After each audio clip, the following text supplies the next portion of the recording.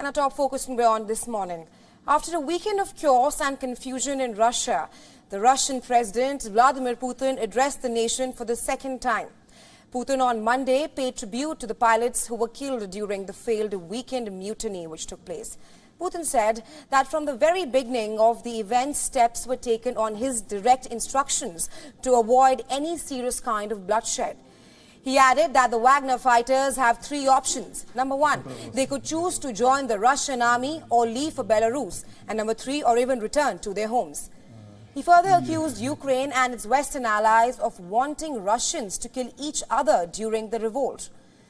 Meanwhile, Russian Foreign Minister Sergei Lavrov in an interview also stated that the Russian intelligence services are probing whether Western spy agencies played a role in the aborted mutiny. Take a listen.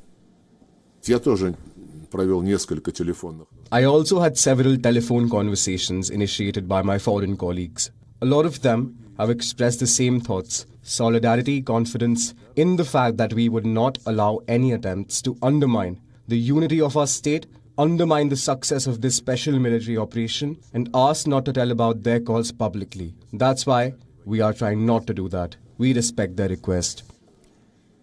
In the Russian media interview, Lavrov said that the U.S. Ambassador Lynn Tracy had spoken to the Russian representatives on Sunday and given signals that the U.S. was not involved in the mutiny.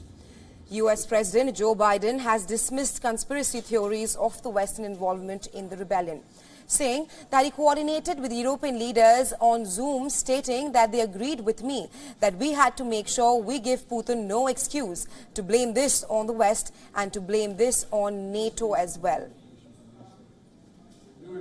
Before I begin, let me say a few words about the events in Russia. Excuse, I'm a little of an allergy. The situation began to develop as it did. I directed my national security team to monitor closely and report to me hour by hour.